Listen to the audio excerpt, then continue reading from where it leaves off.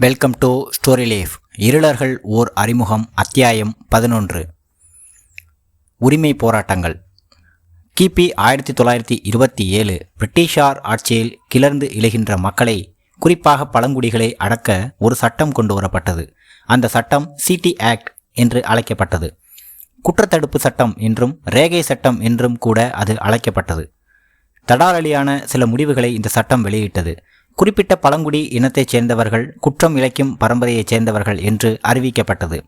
ஒருவர் இருவர் என்றில்லை, அந்த இனத்தில் தோன்றிய அனைவரும், அப்போது பிறந்த குழந்தை உட்பட அனைவரும் குற்றவாளிகளாக கருதப்படுவார்கள். இருளர்கள் மீது அப்படி ஒரு குற்றச்சாட்டை சுமத்தியது பிரிட்டிஷ் அரசு. பிரபலமான மானுடவியல் நூல்களிலும் எட்கர் தஸ்டனிடம் தென்னிந்திய குடிகளும் குலங்களும் என்ற நூலிலும் இருளர்கள் உள்ளிட்ட பழங்குடிகள் குற்றப்பரம்பரையைச் சேர்ந்தவர்களாகவே குறிப்பிடப்பட்டுள்ளனர். இதன் விளைவாக இருளர்கள் தமது சொந்த குடியிருப்பில் வாழ முடியாத நிலைக்கு தள்ளப்பட்டனர். பலர் ஓடி ஒளிந்தனர். ஆயிரக்கணக்கானோர் தற்கொலை செய்து கொண்டனர். வடக்கு நல்லூர் வெள்ளியர் காலனியில் வசிக்கும் ஆர் தங்கவேலு இந்த போராட்ட காலத்தை இப்படி நினைவு கூறுகிறார். சென்னை தொலைக்காட்சியில் பணிபுரிந்து ஓய்வு பெற்றவர் இவர். அது ஒரு கசப்பான காலகட்டம். 1927 கொண்டு வரப்பட்ட கருப்பு சட்டம் மிகவும் கொடூரமானது. இருளர்களின் சுதந்திரத்தையும் தன்மானத்தையும் அது தட்டி பறித்தது. இன்று போல் பரவலாக காவல் நிலையங்கள் அன்றில்லை. எங்கள் ஊரிலிருந்து பொன்னேரிக்குத்தான் போக வேண்டும். அந்த சட்டப்படி தினசரி போலீஸ் ஸ்டேஷனில் உள்ள பெயர் பதிவேட்டில் நாங்கள் கைநாட்டு வைக்க வேண்டும். அது மட்டுமல்ல, இரவு நேரங்களில் போலீஸ் கண்காணிப்பில் அங்கேயே இருக்க வேண்டும். காலையில்தான் வெளியே விடுவார்கள். இருளர்கள் படிப்பறிவு இல்லாத அப்பாவிகள். வேறு யாராவது தவறு செய்தாலும் இருளரை போலியாக அதில் சேர்த்து கோர்ட்டில் நிற்க வைக்கும் கொடுமையும் நடக்கும். இதனால் மனமுடைந்து பலர் தற்கொலை செய்து கொண்டுள்ளனர். மீறி யாராவது ஓரிருவர் இரவில் ஸ்டேஷனுக்கு வரவில்லை என்றால் தேடி பிடித்து லாக்கப்பில் வைப்பார்கள். அதைவிட கொடுமை, அந்த இரவில் எங்காவது திருட்டு நடந்திருந்தாலும் அந்த பழியை எங்கள் மீது சுமத்தவும் போலீஸ் தயங்காது. இப்படி பல கொடுமைகளில் இருந்து எங்கள் இனத்தை பாதுகாக்க அன்றைய சென்னை மாகாணம் முழுவதும், அதாவது இன்றைய தமிழ்நாடு, ஆந்திரம், கர்நாடகம், கேரளா உள்பட ஊராகச் சென்று மக்களை ஒருங்கிணைத்தோம். தீவிரமான பிரச்சாரத்தை முன்னெடுத்துச் சென்றோம். கல்வியின் அவசியத்தை உணரச் செய்தோம். குழந்தைகள் பள்ளியில் சேர்க்கப்பட வேண்டும் என்று கோஷம் எழுப்பினோம். படிப்பறிவு இல்லாத காரணத்தினால்தானே எங்கள் இனம் ஒடுக்கப்படுகிறது. அதனால்தானே இந்த திருட்டுப்பட்டம். நாகரீக சமூகத்தில் எங்கள் இன மக்கள் ஒழுங்காக உடைகள் அணியக்கூட வசதி இல்லாமல் இருந்தனர். திருப்பதிக்கு அருகில் இருந்த பகுதியில் 10க்கும் மேற்பட்ட குடும்பத்தினர் இலைகளை மட்டும் சேர்த்து கட்டி அணிந்து வலம் வந்து கொண்டிருந்தனர். அதாவது நிர்வாணமாக. காட்டில் சுதந்திரமாக வாழலாம் என்றால் அதற்கும் தடை. எங்கள் நிலங்கள் அபகரிக்கப்பட்டு விட்டன. மிக கடுமையான போலீஸ் கெடுபிடி. போராடினால்தான் வாழ்க்கை எனும் நிலை.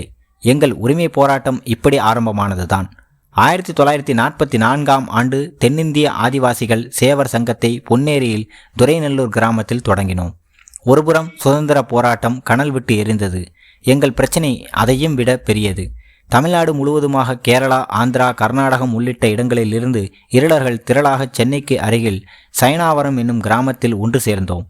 14/10/1944 அன்று அன்றைய மேல்சபை உறுப்பினர் PRK சர்மா மற்றும் பாரிஸ்டர் TS ராமானுஜம் மற்றும் தேசிய போராட்டத்தில் ஈடுபட்டிருந்த தியாகிகளை வரவழைத்து எங்கள் பிரச்சனைகளை வலியுறுத்தி முதல் கூட்டம் நடத்தினோம். அதன் பின்னர் சென்னை மாகாணத்தில் வசிக்கும் ஒவ்வொரு இருளரிடத்துக்கும் சென்று பிரச்சாரம் செய்து அவர்களை ஒரு குடையின் கீழ் திரட்டினோம். சுதந்திர போராட்டத்திலும் ஈடுபட்டோம். எங்களால் இயன்ற உதவிகளை போராளிகளுக்கு அளித்து கொண்டிருந்தோம். தோழர் ஜீவா தலைமறைவாக இருந்தபோது இங்குதான், அதாவது வடக்கு நல்லூரில் எங்களுடன் தங்கியிருந்தார். அந்த 6 மாதமும் நாங்கள் அவரை கண்ணுக்குள் மணியாக பொத்தி பாதுகாத்தோம். எனக்கும் வேறு சிலருக்கு மட்டும்தான் அவர் யார் என்று தெரியும். கந்தலான ஒரு வேட்டி, முண்டாபனியன், தலைப்பாகை கட்டி இருளர்களைப் போலவே எளிமையாக இருப்பார் அவர். அதனால் யாருக்கும் அவர் மீது சந்தேகம் ஏற்படவில்லை. காலையில் வெளியில் புறப்பட்டு போவார். இருட்டிய பின் வருவார். எங்கே போகிறார், என்ன செய்கிறார் என்பது தெரியாது. சாப்பாடு தந்தால் சாப்பிடுவார். 6 மாதம் அவரை தேடி ஒரு போலீஸும் இங்கு வரவில்லை. கம்யூனிஸ்டுகள் சிலருக்கு மட்டுமே அவர் இங்கு இருப்பது தெரியும். ஒரு நாள் காலை ஜீவா பொன்னேரிக்கு சென்றார். அடிக்கடி அவர் அங்கு வருவதை மோப்பம் பிடித்த உளவுத்துறையினர் பொறி வைத்து காத்திருந்தனர். ஜீவா சிக்கிக் கொண்டார். அன்று முழுவதும் நாங்கள் துக்கமாகவே இருந்தோம். அதெல்லாம் ஒரு காலம். அதன் பிறகுதான் நாங்கள் சங்கம் தொடங்கினோம். மூதறிஞர் ராஜாஜிக்கு அவர்களுக்கு இருளர்கள் மீது தனி அக்கறை உண்டு. அவர்கள் வீட்டிலேயே எங்களவர்கள் சிலர் வேலை செய்து வந்தனர். கிபி 1946ஆம் ஆண்டு ஜனவரி மாதம் 31ஆம் நாள் காந்தி சென்னைக்கு வந்திருந்தார். அவர் தியாகராய நகர் இந்தி பிரச்சார சபாவில் தங்கினார். நாங்கள் அவரை பார்க்க விரும்பினோம். ஒரு பேரணியாக செல்ல முடிவு செய்தோம். கைரேகை பதிவு சட்டம் உச்சத்தில் இருந்த சமயம் அது. வயது வந்த இருளர்கள் கைரேகை பதிவு செய்ய வேண்டும் என்ற கெடுபிடி அதிகமானது. இது ஒரு தேசிய பிரச்சனையாக்கி தீர்வு காண காந்தியால் முடியும் என்பதால் ஒரு கோரிக்கை மனுவை தயார் செய்தோம். பெரம்பலூரில் இருந்து 1000 பேர் நடந்தே பாம்பு, கீரி, குரங்கு, எலிகளை பிடித்தபடி வெல் அம்புகளுடன் இருளர் பேரணியாக தியாகராய நகர் ராஜாஜி வீட்டுக்கு சென்றோம். அங்கிருந்து அவர் தலைமையில் காந்தியை சென்று சந்தித்து மனு அளித்தோம். ராஜாஜி பெரிதும் உதவினார். எங்கள் சங்கம் தீவிர சுற்றுப்பயணத்தில் இறங்கியது. தொடர்ந்து விடாப்பிடியாக போராடினோம். 12/11/1946 காங்கிரஸ் மாகாண கட்சியின் வலியுறுத்தலால் ஒரு விசாரணை குழுவை ஏற்படுத்தியது. வெண்ணில் கட்டி ராஜவையா என்கிற ஏனாதி ராகவையா தலைமையில் வி. சுப்பராயன், காவல்துறை தலைவர் ஐயப்பன், எழும்பூர் தொல்லியல் துறை கண்காணிப்பாளர் முத்துராமலிங்க தேவர், L.N. ராவ், தாத்தாச்சாரி, காலப்பா, P.S. மூர்த்தி முதலானோரின் குழு முதலாக தன் விசாரணையை சயனாவரம், அதாவது பொன்னேரி கிராமத்தில் நடத்தியது. 3000 இருளர்கள் திரண்டிருந்து அக்குழுவை எங்கள் செயலாளர் பெருமாள் தலைமையில் சந்தித்து எங்கள் கோரிக்கைகளை கூறினோம். பழங்குடி இன மக்கள் அரசு புறம்போக்கு நிலத்தில் விவசாயம் செய்யவும், வீடுகளை கட்டிக்கொள்ளவும், சாலை வசதி, கழிப்பிட வசதி, மின் வசதி பெறவும் பெருமளவும் போராடினோம். எங்கள் நிலைமை அப்படியொன்றும் பெரிதாக மாறிவிடவில்லை. எங்களுக்கென்று வழங்கப்பட்ட நிலங்கள் ஆவணங்களில் எங்கள் பெயர் இருந்தும் மற்றவர்கள் அதை கைப்பற்றி அனுபவித்த கொடுமை அன்றும் நடந்தது, இன்றும் நடக்கிறது. 7/4/1951 அகில இந்திய பழங்குடி மக்கள் தலைவர் பாபு ராஜேந்திர பிரசாத் கிண்டி கவர்னர் மாளிகைக்கு வந்திருந்தார். அவரை எங்கள் மாகாண தலைவர்களுடன் நேரில் சந்தித்தோம். அவருக்கு எங்கள் சங்கம் சார்பில் காட்டு அணில்கள், தேன், கிழங்கு, வில், அம்பு, வலைகளை நினைவு பரிசாக தந்தோம். பழங்குடி இருளர்கள் தேனெடுக்க காட்டுக்குள் செல்ல வனத்துறையினர் ஆங்காங்கே தடை செய்தார்கள். இதை கண்டித்தோம். அத்துடன் 1955 அனுமந்த புத்தேரியில் அரசின் சார்பில் பழங்குடிகள் காலனி அமைத்தனர். இதை அன்றைய முதல்வர் ஆந்திர கேசரி பிரகாசம் திறந்து வைத்தார். அவரிடம் தேன் சேகரிக்க உள்ள தடைகளை கூறினோம். தேன் சேகரிப்பது இருளர்களின் தொழில், அதை தடை செய்யக்கூடாது என்று சொன்னதுடன் தேனை அவரே வந்தவர்களுக்கும் கொடுத்தார். 1957 சிறுவேடல் எனும் கிராமத்தில் பழங்குடியினரின் மாநாடு நடந்தது. அதில் அன்றைய தாழ்த்தப்பட்டோர் பழங்குடி நலவாரிய இயக்குனர் முத்திருளாண்டி IAS அவர்களும், Chengalpattu collector A. Venkatesan IAS, அன்றைய சட்டமன்ற உறுப்பினர் A.S. துரைசாமி செட்டியார் உள்பட பலரும் கலந்து கொண்டனர். பிறரை போல் தங்களையும் இயல்பாக வாழச் செய்திட அந்நாளில் இருளர்கள் பட்ட வேதனை மிக கொடுமையானது. அரசுக்கு எதிராக போர்க்கொடி உயர்த்தச் செய்தது. இந்த தொடர் போராட்டங்களால் குற்றப்பரம்பரை சட்டம் ரேகை சட்ட பிரிவிலிருந்து நீக்கப்பட்டது. அதாவது இந்திய சுதந்திரத்துக்கு பிறகு அது நீங்கிய பின்தான் காடுகளில் இருந்து பலரும் பிழைப்புக்காக நகரம் நோக்கி கீழிறங்கினர். இனி எல்லாம் சுகமே என்று இருக்க முடியவில்லை எங்களால். எங்களது ஒரு போராட்டம் வெற்றி பெற்றுள்ளது. போராடி பெறுவதற்கு இன்னமும் பல விஷயங்கள் பாக்கி இருக்கின்றன என்றுதான் நாங்கள் கருத வேண்டியிருந்தது. 7/5/1958 அன்று ஒரு கவன ஈர்ப்பு மாநாட்டை சென்னை வியாசர்பாடியில் பழங்குடி மக்கள் நலவாழ்வு மாநாட்டை நடத்தினோம். பழங்குடி மக்களின் குறைகள், கல்வியின் தேவை, வேலைவாய்ப்பில் தனிச்சலுகை போன்ற கோரிக்கைகளை பட்டியலிட்டோம். இந்த மாநாட்டில் கக்கன், தாராசிரியன் உள்ளிட்டோர் பலர் கலந்து கொண்டனர். அங்கு நிறைவேறிய பல தீர்மானங்கள் தேசிய அளவில் பழங்குடி மக்கள் தொடர்பான திட்டங்களில் ஏற்கப்பட்டன. 10/11/1964 குண்டூரில் அகில இந்திய பழங்குடி மக்கள் மாநாடு நடந்தது. அதில் இருளர்களின் வரலாற்றை எடுத்து கூறி அவர்களது பழமையான பண்பாட்டை ஆதாரத்துடன் அரசுக்கு நினைவுபடுத்தினோம். அன்றைய அகில இந்திய காங்கிரஸ் தலைவர் காமராஜரிடமும் நேரில் முறையிட்டோம். 1966 உண்ணாவிரத போராட்டம் நடத்தினோம். தரிசு நிலங்களை கூட்டுப்பண்ணை விவசாயம் செய்ய அரசு எங்களுக்கு வழங்க வேண்டும் என்று கோரிக்கை வைத்தோம். தகுந்த சாதி சான்றிதழ் வழங்க வேண்டும் என்பதும் எங்களுடைய முக்கிய கோரிக்கையாகும்.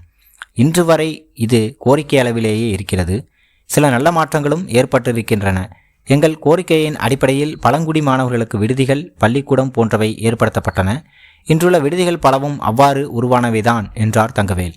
அதே ஊரில் 10வது வரை படித்துள்ள பாண்டுரங்கன் என்ற இளைஞர் வருத்தம் தோய்ந்த குரலில் தனது ஆதங்கத்தை பகிர்ந்து கொண்டார். எங்கள் பிரச்சனை என்னவென்று அரசுக்கு நன்றாகவே தெரியும். ஆனாலும் சாதி சான்றிதழ் தர தாமதப்படுத்துகிறார்கள். எல்லோருக்கும் மிகச் சுலபத்தில் கிடைத்துவிடும் சங்கதிகளை கூட நாங்கள் போராடியே பெற வேண்டியுள்ளது. இங்குள்ள இளைஞர்கள் விளையாட்டில் அதிக ஆர்வமாக இருந்தாலும் தேவையான உபகரணங்கள் இல்லாமல் சிரமப்படுகிறார்கள். என்ன செய்வது? வடக்குநல்லூர் ஊராட்சி சோழாவரம் ஒன்றியத்துக்கு உட்பட்டது. இந்த ஊராட்சி, இதன் தலைவர் R. கந்தர் என்னும் இளங்கலை பட்டதாரியான இருளர். அரசியல் அதிகாரம்தான் எங்கள் இனத்தின் நல்வாழ்வுக்கு அடிப்படையாகும். எங்கள் ஊரின் சகல பிரச்சனைகளும் உடனடியாக ஊராட்சி நிர்வாகத்தால் சரி செய்யப்படுகின்றன. இன்று எங்கள் முன்னுள்ள பிரச்சனையே சான்றிதழ் மற்றும் வேலைவாய்ப்பு தான். இதற்கான முன்முயற்சிகளை தற்போது மேற்கொண்டு வருகிறோம். முன்பு போல இருளர் யாரும் பாம்பு, கீரி, அணில் பிடிக்கப் போவதில்லை. தொழிற்சாலைகளில், விவசாய நிலங்களில், சுற்றுப்புறத்தில் வேலை பார்க்கிறார்கள். நாங்கள் விரைவாக மாறிக்கொண்டிருக்கிறோம். அரசு தனி கவனம் செலுத்தினால் எங்கள் வளர்ச்சி மேலும் வேகமாகும் என்கிறார். இங்குள்ள இருளர்கள்தான் முதன்முறையாக தங்களுக்கு உரிமை முழக்கம் செய்து சங்கம் அமைத்தார்கள். இன்று தமிழகத்தில் பழங்குடிகளுக்கென்றும் இருளர்களுக்கென்றும் நிறைய சங்கங்கள் ஆங்காங்கே தொடங்கப்பட்டிருக்கின்றன. அரசின் கவனம் போதிய அளவுக்கு இவர்கள் பக்கம் திரும்பவில்லை என்பதுதான் இந்த சங்கத்தினரின் ஆதங்கம். அவ்வாறு ஒரு மாற்றம் நிகழ்ந்தால் அது தங்கள் வாழ்க்கையை அடியோடு மாற்றிவிடும் என்கிறார்கள் நம்பிக்கை மினுமினுக்கும் கண்களுடன். அத்தியாயம் 12. போராட்டம் தொடர்கிறது. பழங்குடிகளின் கடந்த கால வரலாறு நீண்டது, நெடியது. எண்ணற்ற போராட்டங்கள் நிறைந்தது. எனில் அவர்களுடைய தற்போதைய நிலைமை மாறிவிட்டது என்று அர்த்தமா? கிடையாது. வாழ்வாதாரம் தேடி அவர்கள் நடத்தும் போராட்டம் எப்போது முடியும் என்னும் கேள்விக்கு ஒருவரிடம் பதில் இல்லை. 1981ஆம் ஆண்டு நடத்தப்பட்ட மக்கள் தொகை கணக்கெடுப்பின்படி இந்தியாவில் மொத்தம் 563 பழங்குடி இனங்கள் உள்ளன. மொத்த மக்கள் தொகை எண்ணிக்கை 5,16,28,638. இவர்களில் 2,21,00,000 பேர் இருளர்கள். இப்படி சொல்வர்களும் உண்டு. இருளர்களின் தற்போதைய நிலைக்கு காரணம் அவர்களே. பிறரை குற்றம் சொல்லி பலனில்லை. அவர்களுக்காக மத்திய அரசு பல்வேறு சிறப்பு சலுகைகளை அளித்துள்ளது. பழங்குடிகள் சிறப்பு சலுகைகள் பெற சாசன சட்டம் 46(342) வழி செய்கிறது. சிறப்பு இடஒதுக்கீடு பெற 244, 275, 330, 332, 334 போன்றவை வழி செய்கிறது. அதே போலவே 335வது விதி வேலைக்கான உறுதிப்பாட்டை கூறுகிறது. இவற்றை சரியாக பயன்படுத்தி கொண்டாலே போதும். ஆனால் உண்மையில் நடப்பதென்ன? இருளர்களில் படித்தவர்கள் மிகவும் அரிதானவர்கள். ஆகவே அவர்களால் இந்த சலுகைகளை பற்றிய விவரங்களை அறிய முடியவில்லை. இவர்களின் வறுமை நிலையை பயன்படுத்தி சிலர் கொத்து கொத்தாக அவர்களை பிடித்துச் சென்று அடிமைகள் போல் வேலை வாங்குவது இன்றளவும் தொடரும் கொடூரம். ஆனால் இன்றைய தேதி வரை ஒருவரையும் காவல்துறை தண்டித்ததில்லை.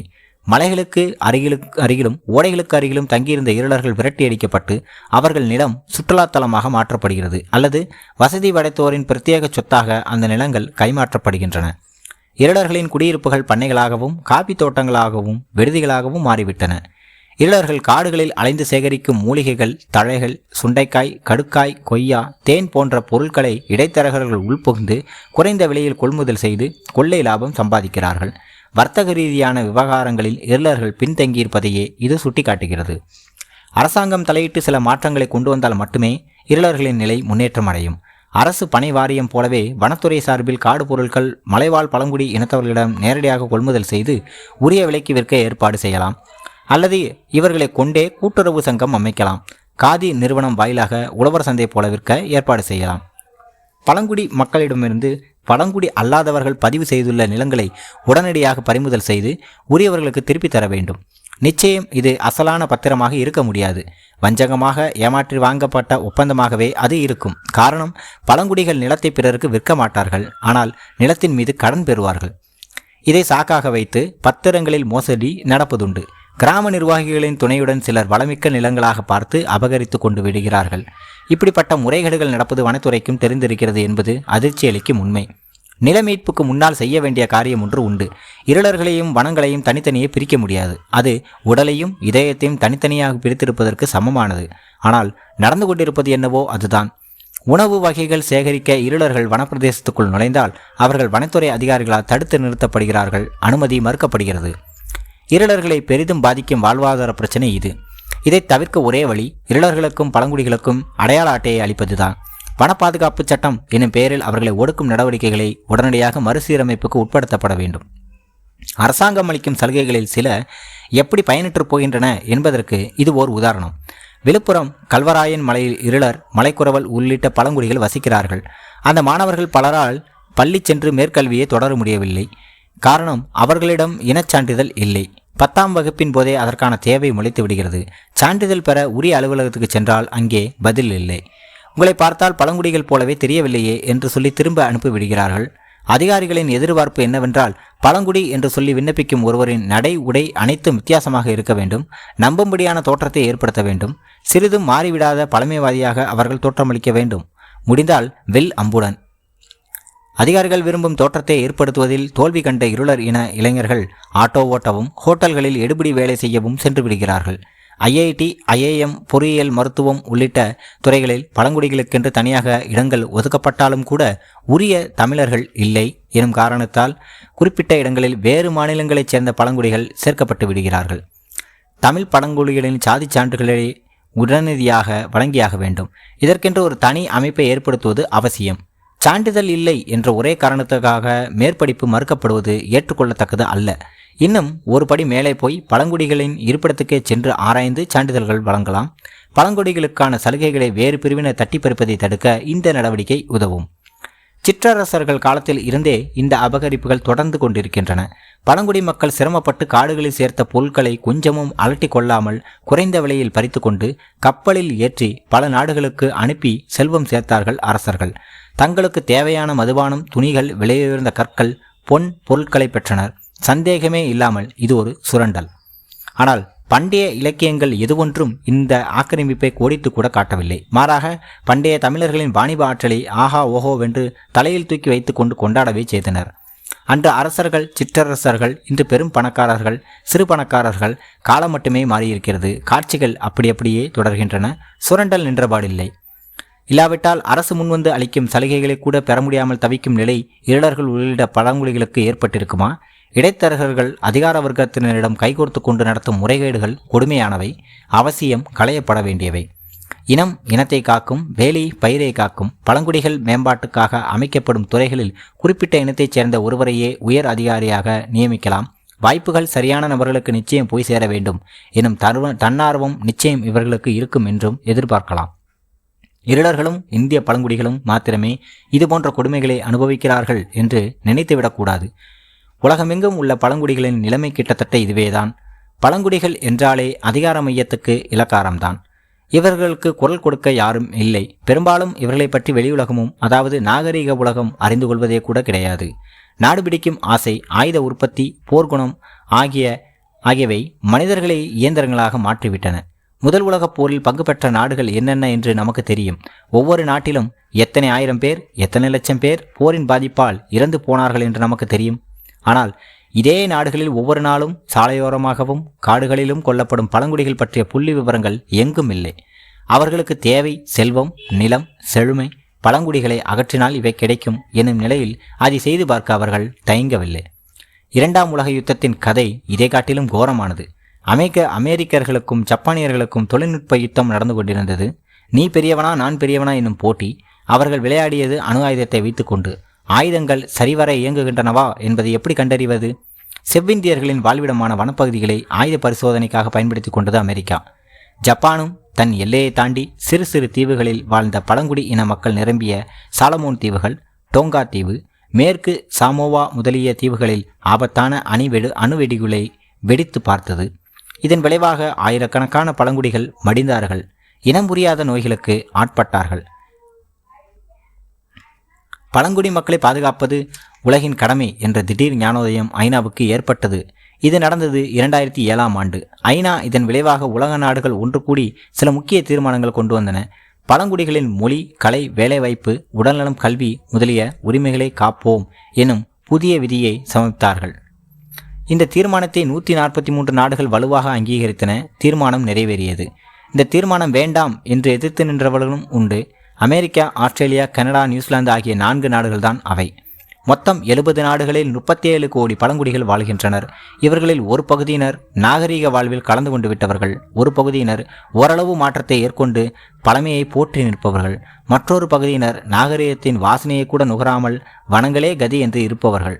இவர்கள் தங்களுக்குள் பேசும் மொழிகள் மட்டும் சுமார் 4000க்கும் மேல். பிஜு, பாப்புவா கினியா, சலமன் தீவு, Queensland, Andaman, India, Nicobar, Tonga, Java தீவுகள், மேற்கு சாமோவா என்று உலகம் முழுவதும் உள்ள பழங்குடிகள் பல்வேறு பிரச்சனைகளை சந்தித்து வருகிறார்கள். வறுமை சில சமயம் அவர்களை வன்முறை பாதைக்கு தூண்டிவிடுகிறது. ஒரு உதாரணம் மட்டும் இங்கே. இந்தியாவில் உள்ள சாந்தல்கள் இயல்பிலேயே சாதுவானார்கள். 1810ஆம் ஆண்டு இவர்கள் நிலம் ஜமீன்தார்களால் ஆக்கிரமிக்கப்பட்டது. நிலத்தை இழந்தவர்களிடம் பெயர்ந்தார்கள். காடுகளுக்கு சென்று காடு திருத்தி கலனியாக்கினர். அங்கு மீண்டும் ஜமீன்தார்கள் வந்து மறுபடியும் அந்த நிலத்தையும் ஆக்கிரமித்தனர். சாந்தல்கள் அங்கிருந்து சென்று கங்கை நதி பொங்கி பாயும் சமவெளி நிலத்தை பயன்படுத்தி விவசாயம் செய்தனர். அறுவடை நேரத்தில் ஜமீன்தார்கள் மீண்டும் நிலத்தை ஆக்கிரமிக்க வந்தார்கள். வறுமை அம்மக்களை வாட்டியது. வேறு வழியின்றி கடனில் மூழ்கினார்கள். உழைப்பு வீண், வட்டி கொடுத்து கட்டுப்படியாகவில்லை. நிலமும் ஆக்கிரமிக்கப்பட்டு விட்டது. என்னதான் செய்வது? கோபமும் ஆத்திரமும் பொங்கி வந்தது. சாதுதான், ஆனால் மிரண்டு விட்டார்கள். ஜமீன்தார்களையும் வட்டி கடன் தந்தவர்களையும் ஓட ஓட விரட்டினார்கள். 1811 முதல் 1855 வரை உறுதியுடனும் உத்வேகத்துடனும் நடைபெற்றது இவர்களின் போராட்டம். அத்தியாயம் 13. புதிய கலாச்சாரம். 1966ஆம் ஆண்டு புகழ்பெற்ற வரலாற்றாசிரியர் ரொமிலா தாப்பர் தான் எழுதிய நூலில் வெடோடி என்னும் பிரிவைச் சேர்ந்த தொன்மையான பழங்குடி மக்களே இந்திய பண்பாட்டின் அடித்தளம் என்று குறிப்பிட்டுள்ளார். நாகரிகத்தின் தொடக்க கால முன்னோர்கள் என்று அவர் குறிப்பிடுவதும் இந்த பிரிவினரைத்தான். இந்தியா முழுவதும் இவர்கள் பரவியிருந்தார்கள். இலங்கை மற்றும் இதர தீவுகளிலும் இனக்குழுக்களாக வசித்து வந்தார்கள். ஈழத்து வேடர், தமிழகத்து காடர், வேடர், பழையர், மலைப்பண்டாரம், இருளர் என்று இவர்கள் அழைக்கப்பட்டார்கள். இருளர்கள் உள்ளிட்ட திராவிட மற்றும் வேடோயிட் இள மக்கள் எத்தனை பழமையானவர்கள் என்பதை புரிந்து கொள்ள ரொமிலா தாப்பரின் இந்த குறிப்பு உதவும். பழைய இனக்குழுவான இருளர் சமூகம் தாய்வழி சமூகமாகவே பரிணமித்துள்ளது. இன்றும் அதன் சமூக பழக்க வழக்கங்களில், வழிபாடுகளில் அதன் தாக்கம் மாறாமல் விலகாமல் நிலவுகிறது. சிறிய சிறிய விஷயங்களில் கூட இதை பார்க்க முடியும். உதாரணத்துக்கு சமையலறை பாத்திரங்கள் சுரைக்குடுவைதான் இவர்களது சேமிக்கும் பாத்திரம். நகர வாழ்வில் தாக்கத்தால் புதிய புதிய பாத்திரங்கள் பயன்பாட்டுக்கு வந்துவிட்ட பிறகும் இருளர்கள் சுரைக்குடுவையை விடுவதாக இல்லை. தேன் சேகரிக்கவும் விதை தானியம் போட்டு வைக்கவும் சுரைக்குடுவையை இருளர்கள் பயன்படுத்தினார்கள். சுரைக்குடுவையின் இருபுறமும் ஓட்டையிட்டு இசைக்கருவியாக உருமாற்றினார்கள். இதைத்தான் மகுடி என்று நாம் அழைக்கிறோம். இருளர்களின் உணவு முறைகளில் ஏன் இத்தனை விசித்திரம்? தினை, வரகு, மூங்கில் அரிசி, நெல்லரிசி போன்றவற்றோடு சேர்த்து வினோதமான இறைச்சி வகைகளை ஏன் இவர்கள் உணவில் சேர்த்து கொள்கிறார்கள்? காட்டில் வேறு எதுவும் கிடைக்காது என்பது மட்டும்தான் காரணமா? கிடையாது. சமநலப் பகுதிகளில் விளைச்சல் நிலங்களிலும் அவ்வப்போது ஏற்படும் கடும் வறட்சியே அவர்களை இந்நிலைக்கு தள்ளியது. வேண்டுகிற உணவுகளை பெற முடியாது. கிடைத்தவற்றை உணவாக்கி கொண்டால்தான் பிழைக்க முடியும். தமிழ் நிலப்பரப்பில் கிபி 1201ஆம் ஆண்டு மிகப்பெரிய பஞ்சம் ஏற்பட்டு லட்சக்கணக்கான மக்கள் பசி கொடுமைக்கு பலியாக இருந்தனர். பஞ்சம், வறுமை, வறட்சி காரணமாக பலவீனமான அரசுகள் மீது தாக்குதல் தொடுத்து பல புதிய ஆட்சிகள் மலர்ந்தன. பின்னர் வெள்ளையினரிடம் நாடு முழுமையாக சிக்கிய போது 18-19ஆம் நூற்றாண்டில் கடுமையான பஞ்சம் மீண்டும் இந்தியா முழுவதும் வாட்டி எடுத்தது. 18-19ஆம் நூற்றாண்டை பஞ்ச நூற்றாண்டு என்றும் கூறலாம். 19ஆம் நூற்றாண்டில் மட்டும் 31 முறை பஞ்சம் ஏற்பட்டதாக கூறப்படுகிறது. 2.5 கோடி பேர் வரை இறந்துள்ளனர். ஆப்பிரிக்க, சோமாலியா போன்றதொரு நிலை இங்கு தோன்றியுள்ளது. கிபி 1815 முதல் 1900 வரை ஆண்டுக்கு 10 லட்சம் பேர், நாளுக்கு 2880 பேர் பட்டினியால் இறந்துள்ளனர். அதாவது மணிக்கு 120 பேர், ஒரு நிமிடத்துக்கு 2. இது போன்ற பட்டினிச்சாவில் சிக்காமல் இருக்க இருளர்கள் காடு மலைகளில் உள்ள விளைச்சல் தானியங்களையும் காய்கனிகளையும் தவிர்த்து சிறு சிறு உயிரினங்களை தங்கள் உணவு பட்டியலில் சேர்த்து கொண்டனர். பின்னாளில் இந்த உணவு பழக்கமே இருளர்களை பிறரிடமிருந்து தனிமைப்படுத்தியது. கண்ட உயிரினங்களை சாப்பிடுவார்கள் என்னும் அவப்பேரும் இவர்களுக்கு வந்து சேர்ந்தது. பல்வேறு அடக்குமுறைகளும் அடிமை வாணிபமும் ஆய்வுகள் என்ற பெயரால் உயிர்கொலைகளும் நிகழ்த்தப்பட்டன. தங்களை ஒதுக்கிய சமூகத்தை இருளர்களும் ஒரு வகையில் ஒதுக்கி வைத்துள்ளனர் என்றுதான் சொல்ல வேண்டும். இந்த நவீன மனிதர்களின் நாகரிகம் நமக்கு வேண்டாம் என்று இவர்கள் முடிவு செய்தனர். அதே சமயம் தங்கள் தனித்துவமான அடையாளத்தை எப்பொழுதும் உயிர்ப்புடன் வைத்திருக்க வேண்டும் என்றும் விரும்பினார்கள். இதனால் இருளர்களின் வாழ்க்கை பிற சமூகத்தினரிடம் இருந்து பல நூற்றாண்டு காலம் பின்தள்ளப்பட்டதாக இருக்கிறது.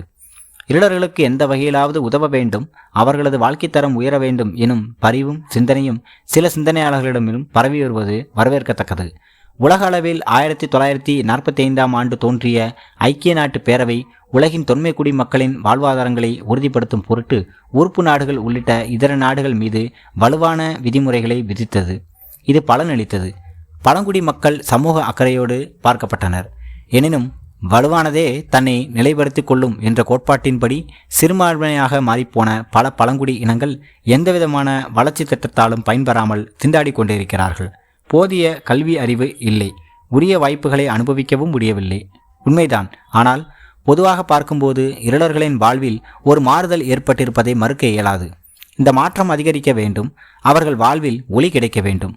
நமக்கு கிடைக்கும் அத்தனை சலுகைகளும் அத்தனை வாய்ப்புகளும் இருளர்களுக்கு முழுமையாக கிடைக்க வேண்டும். இருளர்கள் காலம் காலமாக பின்பற்றி வரும் மருத்துவ முறைகளை வேறு பலர் தங்களுடையதாக சொந்தம் கொண்டாடி கொண்டிருக்கிறார்கள். காடுகளிலும் மலைகளிலும் தெரிந்து இருளர்கள் கண்டறிந்த மூலிகை அறிவை அபகரித்து கொண்டிருக்கிறார்கள். அதற்கான பலனையும் இவர்களே அனுபவிக்கிறார்கள். போதிய விழிப்புணர்ச்சி இல்லாததாலேயே இருளர்களுக்கு இந்த நிலை. இது மாற்றப்பட வேண்டும். காப்புரிமை பற்றிய அடிப்படைகளை அவர்களுக்கு போதிக்க வேண்டும். இருளர்களுக்கு மாத்திரமல்ல, பல்வேறு பழங்குடி இனங்களும் இந்த வேதனையை அனுபவித்துக் கொண்டிருக்கிறார்கள். அவர்களது செல்வங்கள் சூறையாடப்படுகின்றன. பழங்குடி இன பெண்கள் பாலியல் பலாத்காரத்துக்கு உள்ளாகிறார்கள். அவர்களது உடைமைகள் அபகரிக்கப்படுகின்றன. மூளை திருட்டு சர்வசாதாரணம். இன்றைய நுகர்வோர் கலாச்சாரத்துக்கு எதிரானது இருளர்களின் கலாச்சாரம். திரைக்கடல் ஓடி திரவியம் தேடும் பழக்கமெல்லாம் இவர்களுக்கு இல்லை. பொன் பொருள் நகைகள் மீது மோகம் இல்லை. சேமிப்புக்கும் பத்திரப்படுத்துவதற்கும் எதிரானவர்கள் அவர்கள். நாளைக்கு உபயோகமாகும் என்று சொல்லி எதையும் அவர்கள் கவனமாக பூட்டி வைப்பது கிடையாது. மண் ஆசை இல்லை, பொன்னாசையும் இல்லை. பெண்ணாசை நிறையவே உண்டு. பெண் ஆசை இவர்களுக்கு முதன்மையானது. பாலியல் வேட்கை அதிகம். இதில் ஆச்சரியப்பட வேண்டிய விஷயம் என்னவென்றால், தன் இன பெண்களுக்கு இருளர்கள் முழுமையான பாலியல் சுதந்திரம் அளிக்கிறார்கள். ஆண்களை தேர்வு செய்யும் உரிமையை பெண்களையே சாரும். சங்ககால வாழ்வு நெறியான திருமணத்திற்கு முன்பான களவியல் நெறி இன்றும் இருளர்களிடையே நிலவுகிறது. களவியலில் ஈடுபட்டோர் கட்டாயம் திருமணம் செய்து கொண்டே தீர வேண்டும் என்றில்லை. விருப்பமில்லாதோர் இயல்பாக வாழவும் செய்யலாம். பெரியவர்கள் நடத்தி வைக்கும் திருமணமும் அகமுறை திருமணமும் இருப்பினும் விதவை திருமணமும் ஊக்குவிக்கப்படுகிறது. இவர்களை பின்பற்றியே வேறு சில இனக்குழுக்களும் அவ்வாறே பெண்களுக்கு உரிமை வழங்குகின்றனர். கூடியிருக்கும் பெண்கள் கூட்டத்தில் வாலிபர்கள் வலிய வந்து விளையாட்டாக எவர் மீதாவது தின்பண்டத்தையோ சிறு கல்லையோ எறிவார்கள். எனில் அவர்களுக்கு குறிப்பிட்ட பெண்ணின் மீது நாட்டம் என்று பொருள். விருப்பம் அறிந்து பெரியவர்கள் உடனடியாக திருமணம் செய்து வைப்பார்கள். தங்கள் விருப்பத்தை பெற்றோருக்கு பயமின்றி தெரிவிக்க இளைஞர்களால் முடிகிறது. பெண்களை கேலி செய்வது, சினிமாத்தனமாக துரத்திச் சென்று காதலிப்பது போன்றவை தடுக்கப்படுகின்றன. இயல்பான ஒரு வெளிப்பாடாக காதல் அமைகிறது. பெண்களை போற்றும் சமூகம் இருளர்களுடையது. கன்னியம்மன் வழிபாடு அவர்களுக்கு முக்கியமானது, முதன்மையானதும் கூட. பெண் குழந்தைகளை மிகவும் மரியாதையுடன் கவனித்துக் கொள்கிறார்கள். தாய்மாமன்கள் மாமன்கள் மகனுக்கு இயல்பாகவே திருமண உறவுகள் ஏற்படும் விதமாக அகமனை உறவுகள் அமைந்துள்ளன. சமூக பிரச்சனைகளை கூடி பேசி தீர்க்கும் பஞ்சாயத்து முறை சிறப்பாக நடந்து வருகிறது. அத்துடன் ஊர் பிரச்சனை, தனிப்பட்ட குடும்ப பிரச்சனைகளுக்கும் பொதுவானதொரு தீர்வு காணும் மையமாக கன்னியம்மன் வழிபாடு நிகழ்கிறது. குறி சொல்வதை தெய்வ வாக்காக ஏற்கின்றனர். இதனால் இணக்கமான வாழ்க்கை முறை இருள சமூகத்தில் நிலவுகிறது. எந்த பிரச்சனை என்றாலும் ஊர் பெரியவர்களே அதனை தீர்த்து விடுகிறார்கள். நாகரிகத்தை கண்டு இருளர்கள் அஞ்சுகிறார்கள். தங்களது சடங்குகளையும் சம்பிரதாயங்களையும் தாங்கள் பெருமையுடன் பாதுகாக்கும் நம்பிக்கைகளையும் நாகரிகம் விழுங்கிவிடும் என்று அவர்கள் கருதுகிறார்கள்.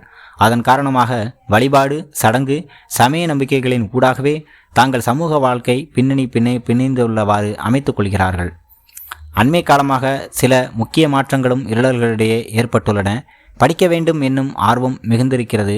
கல்வி கற்க வேண்டிய அவசியத்தை அவர்கள் உணர்ந்து வருகிறார்கள். தங்கள் பிள்ளைகளாவது படிக்கட்டும் எனும் ஏக்கம் பலருக்கு ஏற்பட்டுள்ளது. நாங்கள் என்னதான் படித்து முடித்து உயர்ந்த வேலைக்கு சென்றாலும் எங்கள் முன்னோரின் பண்பாட்டையும் வழிபாட்டு நெறிகளையும் மாற்றிக்கொள்ளவே மாட்டோம் என்கிறார்கள் இவர்கள். அதாவது முற்றிலுமாக மாற நாங்கள் தயாராக இல்லை, ஓரளவுக்கு அடிப்படை மாற்றங்களை ஏற்றுக்கொள்வோம் என்பது இவர்கள் தரப்பு நியாயம். அத்தியாயம் 14. தடயங்கள். உலகில் எத்தனையோ இனக்குழுக்கள் உள்ளன. பல இனக்குழுக்கள் ஒன்றுடன் ஒன்று கலந்து தங்கள் தொன்மையான மரபுகளை சிறிது சிறிதாக கைவிட்டு ஒருமித்த பண்பாட்டில் சங்கமித்து விட்டன. இதனால் புதிய இனக்குழுக்கள் பல தோன்றியுள்ளன. இந்த இனக்குழுக்களை பற்றி தெரிந்து கொள்ள பழங்கால இலக்கியம் நமக்கு பெரிதும் உதவுகிறது. குறிப்பிட்ட காலத்தில் வாழ்ந்த இனங்கள் பற்றி பல்வேறு குறிப்புகள் இலக்கியத்தில் காண கிடைக்கின்றது. உவேசா சாமிநாத ஐயரும் அவரது முன்னோடிகளான மகா வித்துவான் மீனாட்சி சுந்தரம், வேதநாயகர், சி.வை. தாமோதரனார் போன்றவர்களும் தமிழ்நிலத்தின் இலக்கிய தடயங்களை தேடி எடுத்து நமக்கு அளித்துள்ளனர். அவர்கள் அளித்த சுவடிகள் வாயிலாக வரலாற்றின் தொடர்ச்சியை நம்மால் புரிந்து கொள்ள முடிகிறது. குறிப்பாக 14 குடிகள் பற்றிய தகவல்கள் நமக்கு கிடைத்துள்ளன. மிகப்பெரிய செல்வம் இப்படியும் வாழ்ந்திருக்க முடியுமா என்று அதிசயிக்க வைக்கும் தகவல்கள் அதில் அடங்கியுள்ளன. இரவுலர், குறவோர், குன்றவர், வேடர், வில்லியர், செஞ்சு, மலைப்பண்டாரம், தேன்வன்னியர் என்றெல்லாம் பலவாறாக அழைக்கப்பட்ட இருளர் இனம் பற்றி பல முக்கிய குறிப்புகள் கிடைத்திருக்கின்றன. இருளர்களுக்கென்று பிரத்யேகமான தனி இன வரலாறு இல்லை என்றாலும் சிதறலாக பல்வேறு சங்கதிகளை இலக்கியத்திலிருந்து பெற்றுக்கொள்ள முடிகிறது. இருளர்களின் வினோதமான பழக்க வழக்கங்களால் கவரப்பட்ட பலர் அவர்களை உன்னிப்புடன் கவனித்து குறிப்பெடுக்க ஆரம்பித்தார்கள். குறிப்பாக பாம்பு போன்ற விஷ ஜந்துகளை கைகளால் பிடித்து தூக்கி போட்டு விளையாடிய இருளர்களை அவர்கள் வியப்புடன் பார்த்திருக்க வேண்டும். இருளர்களின் நம்பிக்கைகள், வழிபாட்டு முறைகள், சடங்குகள் என்று அத்தனையும் அவர்களை பரவசப்படுத்தி இருக்க வேண்டும். இருளர்கள் குறித்து விரிவாக ஆய்வு செய்ய வேண்டும் என்று அவர்கள் விரும்பியதில் ஆச்சரியம் எதுவும் இல்லை. காலனி ஆட்சி முறையை ஏற்படுத்த விரும்பி நாடுகள் அந்நிய தேசங்களுக்குள் ஊடுருவின. இவர்கள் ஆட்சி நிர்வாக வசதிக்காக ஆங்காங்கு உள்ள பழங்குடிகளை ஆய்வு செய்தனர். அவ்வாறு நடத்தப்பட்ட மானுடவியல் ஆய்வுகளில் பழங்குடி மக்கள் தொடர்பான பல்வேறு விஷயங்கள் வெளிவந்தன. அவ்வகையில் ஆசிய அளவில் மானுடவியல் ஆய்வை C.J. Fuller, Ruth Benedict, Elizabeth Fisher, Edgar Thurston, Radcliffe Brown, H.H. Risley முதலியவனோர் மேற்கொண்டனர். பழங்குடிகள் பற்றிய இவர்களது பார்வை துல்லியமானது என்று சொல்லிவிட முடியாது, முழுமையானது என்றும் அதை அழைக்க முடியாது. காரணம், மொழி இடைவெளி. பழங்குடிகளோடு சரிவர உரையாட இவர்களால் முடியாமல் போனது. சில பழங்குடி இனங்களை சேர்ந்த இந்த ஆய்வாளர்கள் நாகரிகம் அற்றவர்கள் என்று அடையாளப்படுத்தினர். காட்டில் மேட்டில் விலங்குகளோடு அலைந்து திரிந்தவர்களை ஆய்வாளர்களால் சரியாக உணர முடியாமல் போனது. நம்மை ஏதோ செய்யப் போகிறார்கள் என்று பயந்த ஆதிவாசிகள் சிலர் ஆய்வாளர்களிடம் முரட்டத்தனமாக நடந்து கொண்டாலும் புரிந்து கொள்ளத்தக்கதே. இத்தகைய இன்னல்களையும் கடந்தே ஆய்வுகள் நடந்திருக்கின்றன. எட்கர் டஸ்டனிடம் குறிப்புகள் அதிக முக்கியத்துவம் பெறுகின்றன. செய்யும் தொழில், வாழும் சூழல், சமூக பண்பாடு போன்றவற்றின் அடிப்படையில் பழங்குடிகளை டஸ்டன் வகைப்படுத்தினார். சாதிகள் என்னும் பிரிவில் அவர்களை பட்டியலிட்டார். டஸ்டனின் தென்னிந்திய குடிகளும் குளங்களும் என்னும் நூலை வாசிக்கும்போது நம்மால் கண்டுபிடித்து விடக்கூடிய உண்மை இது. பிரித்தாளும் சூழ்ச்சியை ஆங்கிலேயர்கள் டஸ்டனின் வாயிலாக வெகு சிறப்பாக அரங்கேற்றியிருக்கிறார்கள். இருளர்களை பற்றிய டஸ்டனின் மதிப்பீடுகள் முற்றிலும் தவறானவை. எதற்கும் யாருக்கும் கட்டுப்படாமல் சுதந்திரமாக பறவைகளை போல் தெரிந்த இருளர்களை டஸ்டன் தவறான புரிதலுடன் அணுகியிருக்கிறார். யாரிடமும் சேராமல் ஒதுங்கி வாழும் இனம் என்று குறிப்பிடுகிறார். ஆய்வின் போது தன்னை கண்டு பலரும் அச்சமுற்றதாக அவரே எழுதியுள்ளது இதற்கு சான்றாகும். சுமூகமற்ற நிலையில் ஓர் ஆய்வு இப்படித்தான் இருக்கும். பாம்பினங்கள் பற்றிய ஆய்வின் முன்னோடி என்று பேட்ரிக் ரசலை குறிப்பிட முடியும். கிழக்கு கடற்கரை ஓரமாகவும் சோழ மண்டலத்தின் அடர்ந்த வனங்களிலும் இவர் ஆய்வுகள் மேற்கொண்டார். தான் கண்ட விதவிதமான பாம்பினத்தின் பட்டியலை தொகுத்து நூலாக கிபி 1796 வெளியிட்டார். ஆந்திரத்து விசாகப்பட்டினத்தில் தொடங்கி தரங்கம்பாடி, நாகப்பட்டினம் வரை எல்லையாக கொண்டு இவரின் ஆய்வு நிகழ்ந்தது. அந்த சமயங்களில் இவருக்கு உதவியவர்கள் இருளர்களே. பாம்பின் வகைகள், இயல்புகள், விஷத்தின் தன்மைகள் என்ற அனைத்து தகவல்களையும் இருளர்களிடமிருந்து பெற்று அறிவியல் நோக்கில் பதிவு செய்தார் ரசல். இந்தியாவின் பாம்பியல் துறை தொடங்கப்பட்டதற்கு இவர் ஒரு வகையில் முன்னோடி.